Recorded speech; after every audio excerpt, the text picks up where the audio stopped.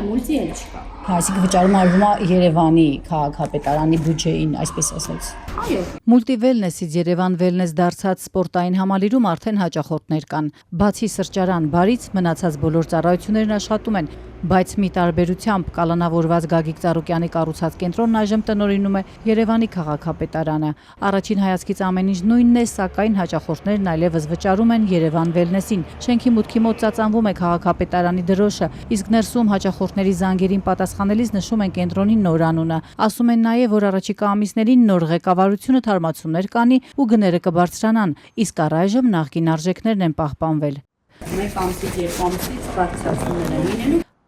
Սիրելի երևանցիներ, այսօրվանից արդեն իսկ վերաբացվել է նախկին Multi Wellness առողջարանային համալիրը։ Երկու շաբաթ առաջ Երևանի քաղաքապետը հայտարարեց, թե Ծառուկյանի կառուցած կենտրոնն արդեն համայնքինն է։ Մի քանի շաբաթ փակ մնալուց հետո կենտրոնը վերաբացվեց։ Մեծահարուստ գործարարի գույքն այժմ փաստացի եկամուտ է բերում քաղաքապետարանին, բայց ազատության հարցմանը պատասխանած քաղաքապետարանի պաշտոնյան նշել է, չնայած հողն ու դրա վրա կառուցված անշարժ գույքը քաղաքապետարանինն են, կենտրոնի ներսի շարժական գույքն իրենցը չէ։ Եթե իրենցը չէ, ապա ինչու են հաճախորդները վճարում ոչ թե Ծառուկյանի ընկերությանը, այլ Երևան Վելնեսին, հարցնում է փաստաբան Երեմ Սարգսյանը։ Բայց հենց այս ձեր ասած այս քաղաքապետարանի պատասխանը եւ պատասխանից հետո քիչ առաջ մեր տեսածը, որ այս գործողությունները կատարում են եւ այստեղ նույն մարզասարքերը, գույքը, շարժական գույքը օգտագործում ապօրինի կերպով, դա ուղիղ հենց այդ հակասականությունն է։ Քաղաքային իշխանությունների հետ կնքած պայմանագրի ժամկետը լրանում էր 2065 թվականին, սակայն Երևանի քաղաքապետարանը օգտվելով պայմանագրի դրույթներից մեկից առանց պատճառաբանության միակողմանի դադարեցրեց այն, երբ Ծառուկյանը հայտնվեց իրավապահների ուշադրության կենտրոնում։ Պայմանագրում հստակ նշված է, որ թե որ պայմաններում կարող է պայմանագիրը լուծվել եւ այլն, բայց այնտեղ մի հատ կետ կա, որ մեկ ամիս առաջ կողմերը կարող են ծանուցել եւ պայմանագիրը լուծել։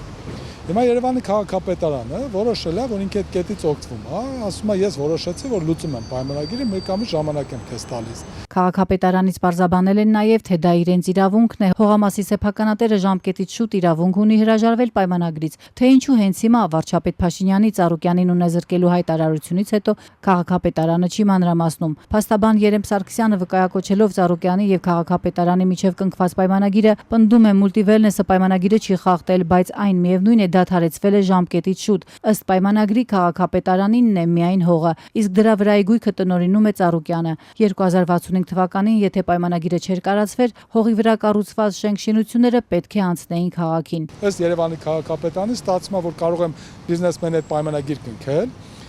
դրանում կետ գրել, որ մեկ ամիս առաջ կարող եմ ծանուցել, հենց այդ միլիոնավոր դոլարների ներդրումանը շենքը պատրաստ լինի, մի անգամից հաջորդ օրը գրավոր ծանուցեմ, ասեմ, ես լուծարում եմ ու այս շենքը վերցնում եմ։